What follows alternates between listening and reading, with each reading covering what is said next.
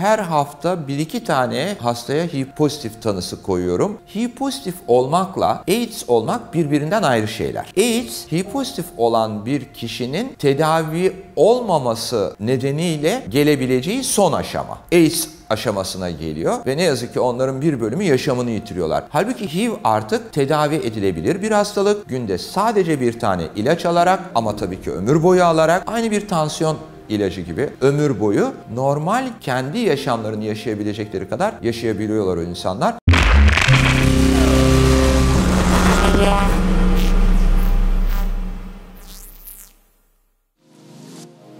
Ben Doktor Bülent Ertuğrul, enfeksiyon hastalıkları ve klinik mikrobiyoloji uzmanı olarak çalışıyorum. Uzmanlığımı İstanbul Üniversitesi İstanbul Tıp Fakültesi'nden aldım. Ondan sonra uzun yıllar Adnan Menderes Üniversitesi'nde Aydın'da öğretim üyesi olarak görev yaptım. Son 2 yıldır da İstanbul'da çalışmaktayım. İnfeksiyon, vücudumuzun dışarıdan giren bir takım mikroorganizmalara karşı vermiş olduğu bir yanıttır infeksiyon hastalığı. Örneğin hepatit bunlardan bir tanesi, HIV bunlardan bir tanesi, menenjit, akciğer infeksiyonu, zatürre, böbreklerde idrar yolları infeksiyonları, apandisit bile bir infeksiyöz hastalıktır aslına bakarsanız. Deri yumuşak doku infeksiyonları var. Hani bazen böyle cildimiz kızarır, bir yara çıkar, bir çıban çıktı deriz. O da bir infeksiyon hastalığıdır. Sinüzit, göz infeksiyonları aslında vücudumuzdaki tüm organların bakteriler veya başka mikroorganizmalar tarafından istila edilmesine karşı verdiğimiz bir yanıt olduğundan dolayı her organın bir infeksiyonu vardır. Yani saçınızdan tutun da ayak tırnağınıza kadar her yerde mikroorganizmalar yerleşebilir. Her zaman da infeksiyöz bir hastalıkla karşı karşıya gelebilirsiniz. Şimdi mikrop deyince aslında gözle göremediğimiz bir takım canlılardan bahsediyoruz. Bakteriler olabilir, mantarlar olabilir. Virüslerin yaşayabilmesi için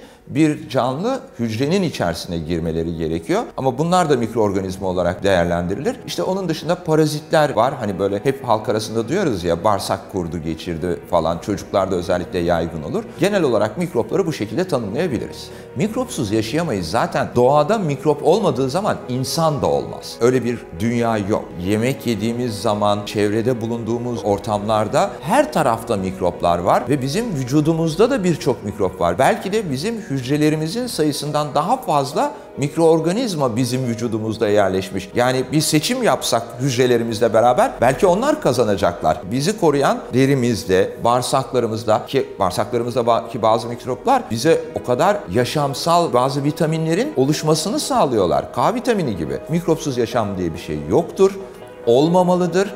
Olursa zaten insanlık olmaz. Mikroplar bizim vücudumuzda 4 şekilde bulunurlar. Birincisi, bir yerlere dokunduğumuz zaman, örneğin ben buraya dokundum şimdi koltuğa. Bunun üzerindeki tüm mikroplar benim elimi kontamine ettiler. Bulaş oldu. Bana zarar veriyorlar mı? Hayır. Ben şimdi bunun için antibiyotik mi kullanacağım? Gidip hemen bir çamaşır suyuyla elimi mi yıkayacağım? Hayır, gerek yok buna.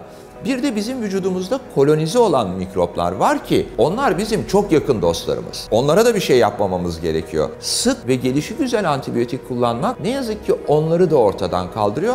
Hatta onları kızdırarak dirençli hale geçmelerine yol açıyor ve patojen haline geçmelerine yol açıyor.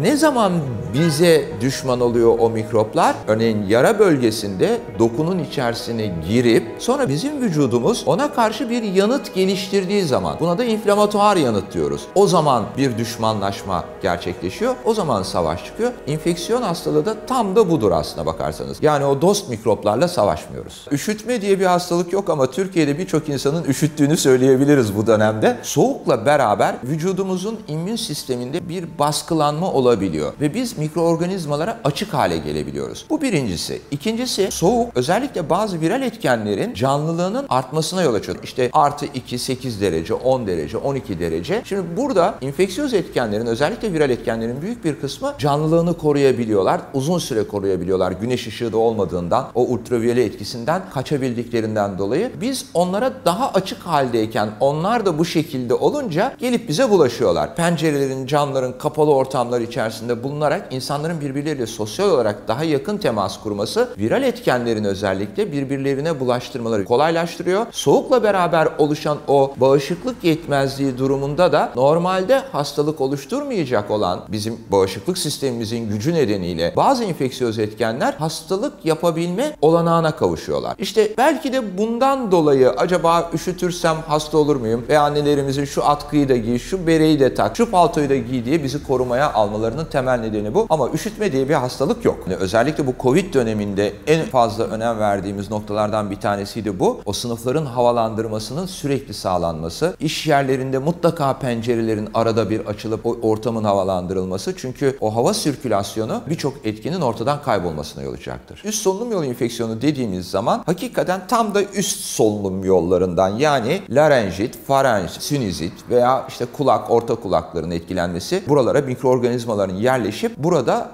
infeksiyöz bir hastalık oluşturmasını anlıyoruz. Üst solunum yolu enfeksiyonlarının en önemli etkenleri virüslerdir. Nadir olarak bakteriyel etkenler de üst solunum yolu enfeksiyonları yapabilir. Örneğin hani böyle bademciklerim şişti, işte kocaman oldu, çocuklarda görürüz. Anneler çok iyi bilirler. Bu beta mikrobu denilen mikrop veya işte sinüzit, örneğin bakteriyel etkenlerin yol açtığı bir infeksiyöz hastalıktır. Şimdi bunların ayrımını iyi yapmak gerekiyor. Çünkü hangi üst solunum yolu enfeksiyonunda antibiyotik kullanalım, hangisinde kullanmayalım? Halk arasında çok yaygın bir biçimde ya biraz ateşim çıktı, boğazım ağrıyor, şuradan bir 2 antibiyotik alayım da geçsin mantığı vardır. Halbuki çok büyük bir hatadır o. Üst solunum yolu enfeksiyonlarının %80'i viral enfeksiyonlardır. Antibiyotik almayı gerektirmeyecek enfeksiyonlardır. İnfluenza'sından adenovirüsüne kadar antibiyotik kullanılmamalı. Ne zaman antibiyotik kullanılabilir? Belki çocuklar için o tonsilofarenjit dediğimiz o beta mikrobunun yerleştiği durumlarda veya sinüzitte veya otitte antibiyotik kullanılır. Yani burnumuz akarken, gözlerimiz yaşarırken, hafif bir boğaz ağrımız varsa ve hapşırıyorsak eğer bunun için antibiyotik almamak gerekir. Özellikle üst solunum yolu enfeksiyon etkenlerinin büyük bir kısmı damlacık yoluyla bulaşır. Damlacık yoluyla bulaştığından dolayı da öpüşmeyle, sarılmayla o hastalıkları biz edinebiliriz. Arkadaşımız bir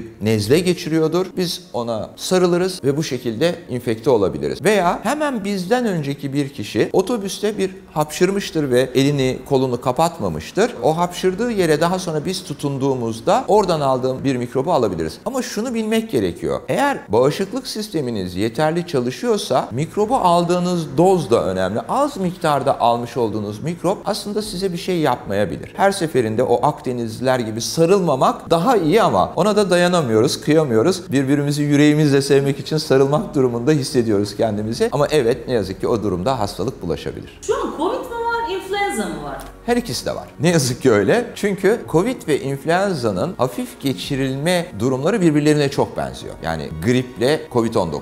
Onda da boğaz ağrısı olabiliyor, hafif ateş olabiliyor, kas eklem ağrısı olabiliyor, yorgunluk, halsizlik, iştahsızlık gibi bir takım bulgular olabiliyor. İnfluenza'da da, Covid-19'da da aynı şeyler geçerli. Bunu ayrımı sadece ve sadece testle yapılabilir. Kişiye düşen en önemli görev bence maskesini takmasıdır. Maske hem karşınızdaki insanı korur hem kendinizi koruyan bir tıbbi malzemedir. Kendinizde böyle bir hafif ateş, burun akıntısı, göz yaşarması, nezle gibi bir durumda hissediyorsanız lütfen maskenizi takın, öyle sokağa çıkın, diğer insanlarla öyle iletişim kurun, öyle hemen kucaklaşıp sarılıp öpüşüp koklaşmayın. İshallerde de antibiyotik kullanmamak gerekir. Çok sık yapılan hatalardan bir tanesidir. İshallerin sadece belirli bir grubunda antibiyotik kullanılır. 10 tane ishal hastasından ancak 2 tanesinin antibiyotiğe gereksinimi vardır. Sıvı takviyesi. Eğer çocuk veya erişkin birey ağızdan alabiliyorsa, çok aşırı mide bulantısı yoksa, besin zehirlenmesine yol açmış bir mikroorganizma almamış ve kusması, bulantısı yoksa o zaman bol bol sıvı alacak. Karnımız ağrıyorsa belki bir parasetamol, midemiz bulanıyorsa bir antiemetik ilaç. O da sadece o sırada. Aslında ishal vücudumuzun bir savunma mekanizması gibi davranıyor. İshal yapıcı etken veya onun oluşturduğu toksini vücudumuz dışarı atmaya çalışıyor. Şimdi biz onu kesmeye kalkarsak o toksin veya o etken bağırsaklarımızda çoğalmaya devam ediyor ve etkilenme devam ediyor. O nedenle de yapılan hatalardan bir tanesi de ishal kesici ilaçlar almaktır. Hayır, tam tersine bol bol sıvı alarak o sıvı dengemizi korumaya çalışacağız. Günde 20 kere, 30 kere tuvalete gitmek zorunda kalır. Hatta tuvaletten hiç çıkamaz pozisyona gelebilir. İşte öyle durumlarda ishali kesmeyi düşünebiliriz ama onun dışında günde 3-4 kere tuvalete gidip de işte su gibi ishalim var, o zaman ben şuradan bir ishal kesici ajan alayım.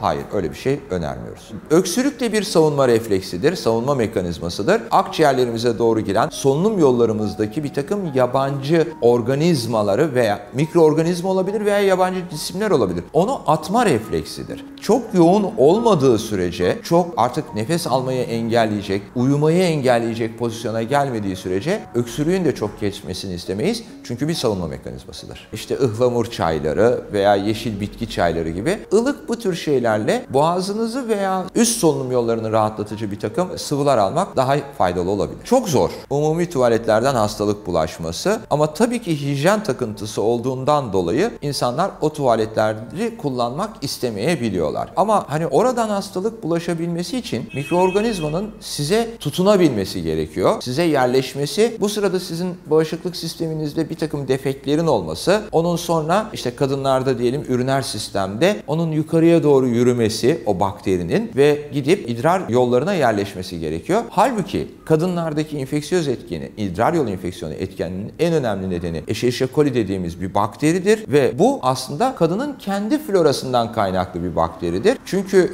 kadınların anatomik yapısından dolayı çok kolay bir biçimde üriner sistem enfeksiyonu olabilirler. Anal bölge ile üreter bölgesi dediğimiz alan çok anatomik olarak birbirine yakındır. Bu bakteriler de genellikle hareketli bakterilerdir. O bölgeye yerleşebilirler. Kadınlar tüm yaşamları boyunca en az 2 kez üriner sistem enfeksiyonu geçirirler. Erkeklerde üriner sistem enfeksiyonu altta yatan komplike edici bir neden olmadığı sürece kolay kolay gelişmez. O nedenle ben şunu öneririm. İdrar sıkışıklığınız olduğunda lütfen bir tuvalete gidin. Hemen boşaltın mesanenizi. Yani idrar torbanızı. Çünkü üriner sisteme yatkınlığın en önemli nedeni mesanede yani idrar torbasında o idrarın kalmasıdır. Bizim tekrarlayan üriner sistem enfeksiyonu olan kadınlarda ilk araştırdığımız şeylerden bir tanesi acaba idrar torbasında geride bir idrar var mı? Bakteri de oraya gidip yerleşiyor mu? İlk yaptığımız iş budur. O nedenle idrar torbalarınızda yani mesanede kadınlar idrar bırakmamalılar. Ne yazık ki cinsel yolla bulaşan hastalıklarda ülkemizde bir artış söz konusu. Özellikle HIV hastalığında AIDS'e yol açan, bağışıklık yetmezliğine yol açan HIV virüsünün yol açtığı enfeksiyonda